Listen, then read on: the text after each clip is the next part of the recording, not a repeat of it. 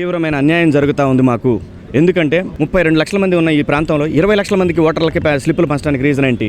మిగతా మా ఉన్న ఐదు కాన్స్టిట్యున్సీల్లో బీజేపీ టీడీపీ అభ్యర్థులు ఉన్న 5 కాన్స్టిట్యున్సీల్లో మీరు ఇంతవరకు ఓటర్ స్లిప్పులు పంచలేదు. ఐడి కార్డు తీసుకొని పోయి ఎక్కడ పోవాలని చెప్పండి. ఐడి కార్డులు ఉంటే బన్వర్లాల్ గారు మీరు విపరీతంగా 2 నెలల నుంచి మీరు ప్రచారం చేస్తూ ఉన్నారు. మీ కలెక్టర్ గారు ఏం చేస్తూ ఉన్నారు ఇక్కడ విశాఖపట్నంలో? మీ అధికారులందరూ ఏం చేస్తూ ఉన్నారు? ఎలక్షన్ అధికారులందరూ కూడా మేము ఎక్కడ కూడా రూల్స్ని వైలేట్ చేయలేదు. ఈరోజు యాక్చువల్గా నేను సాయంత్రం మేము ఇక్కడి నుంచి బయలుదేరి వెళ్ళిపోయాం ఎయిర్పోర్ట్కి. వెళ్ళిపోయిన తర్వాత మా వాళ్ళందరూ ఫోన్ చేశారు, ఇట్లా 5 కాన్స్టిట్యున్సీల్లో స్లిప్పులు రాలేదు అని.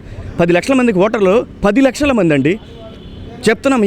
ఈ స్థానం మాకు నల్లేరు మీద నడకనమాట. ఒక 5 లక్షల మెజారిటీ వచ్చే స్థానాన్ని మీరు ఈ రోజున మీరందరూ కూడా ఎవరో కొంతమంది నాయకుల మాటలు వినేసి మీరందరూ కూడా ఎవరు మాటలు విన్నారో ఇవన్నీ ఎలక్షన్ తర్వాత చెప్తాం. ఏ నాయకులు ఏ అధికారులు ఎవరు మాటలు విన్నారో ఎవరొచ్చి మీరు గుర్తుందో లేదో. కొణతాల రామకృష్ణ గారు 9 ఓట్లతో గెలిచారు. అటువంటి కాన్స్టిట్యున్సీల్లో ఉత్తరాంధ్ర ప్రాంతంలో అంత తీవ్రమైన పోటీ ఉన్న ప్రాంతాల్లో 10 లక్షల మంది ఓటర్లకు మీరు స్లిప్పులు ఇవ్వలేదంటే ఇదేంటి? దీని వెనకాల ఎవరున్నారు? అంత భయమా మీకు? అంత భయం అండి. మీరు భయపడకపోయినా గుర్తుపెట్టుకోండి, కనీ విని ఎరుగని రీతిలో ఇక్కడ మెజారిటీ రాబోతా ఉంది భారతీయ జనతా పార్టీకి. నేను ఎలక్షన్ ప్రచారం చేయదలుచుకోలేదు, అది రూల్స్కు వ్యతిరేకం. కానీ ప్రజాస్వామ్యాన్ని కూని చేస్తున్నారు అధికారులుగా మీరు. ఇది పద్ధతి కాదండి. ప్రజలు క్షమించరు మిమ్మల్ని ఎవరిని కూడా. మీరు ఊహించిన ఫలితాలు వస్తాయి, ఆ తర్వాత దీనికి బాధ్యత మీరే వహించాల్సి వస్తుంది. దయచేసి ప్రజాస్వామ్యాన్ని కాపాడండి. Thank you.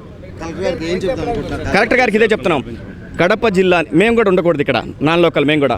నేను వెళ్ళిపోవడానికి టికెట్ మీరు కావాలంటే టికెట్ ప్రూఫ్ కూడా చూపిస్తాను మీకు అందరికీ కూడా. నేను టికెట్ ఎయిర్పోర్ట్కి వెళ్ళిన తర్వాత నాయుడు గారు ఆల్రెడీ ఢిల్లీ వెళ్ళిపోయారు 4:55 నిమిషాలకి. నేను హైదరాబాద్ వెళ్ళిపోయేటప్పుడు నాకు ఫోన్ చేశారు, ఇలా మనకి స్లిప్పులు రాలేదు మనకు కొన్ని కాన్స్టిట్యున్సీల్లో అని చెప్పి.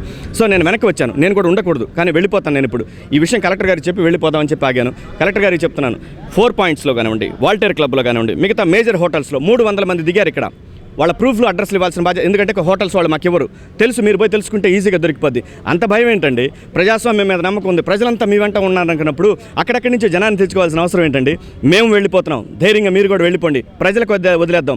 ప్రజాస్వామ్యం గెలుస్తుందో లేదంటే అవినీతి పరులు గెలుస్తారో ప్రజలే నిర్ణయిస్తారు. ఇది ప్రజాస్వామ్యం కాదండి, ఇది పద్ధతి కాదు. మీడియా మొత్తం కూడా కూడై కూస్తూ ఉంది, చెప్తా ఉంది.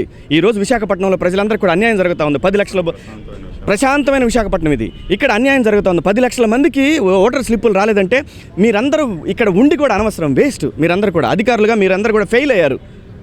రేపు పొద్దున ఐడి కార్డులు తీసుకొని ఎక్కడ పోవాలి? ఏ బూత్లోకి వెళ్ళాలి? ఏ బూత్లోకి వెళ్తే ఎవరు రానిస్తాడు? 20 లక్షల మందికి అందినప్పుడు 3 రోజుల నుంచి మిగతా 10 లక్షల మందికి ఎందుకు అందలేదు? టోల్ ఫ్రీ నెంబర్లు దేనికి? నేను అదే చెప్తున్నానండి. టోల్ ఫ్రీ నెంబర్లు దేనికి సార్? దేనికి టోల్ ఫ్రీ నెంబర్లు? అంటే మీరు ఫెయిల్ అయ్యారని ఒప్పుకుంటున్నారు. ఒప్పుకోండి, మీడియా ముందు ప్రజలతో చెప్పండి మేము ఫెయిల్ అయ్యామండి, ఈ టోల్ ఫ్రీ నెంబర్లు ఇక్కడికి వచ్చండి. అసలు ఎలక్షన్స్కి ప్రజలే రావట్లేదు అని చెప్తానే మీరే ఇట్లా డబుల్ స్టాండర్డ్స్ కరెక్ట్ కాదు. అదే చెప్దాం అనుకుని వెళ్తా ఉన్నాం. Thank you.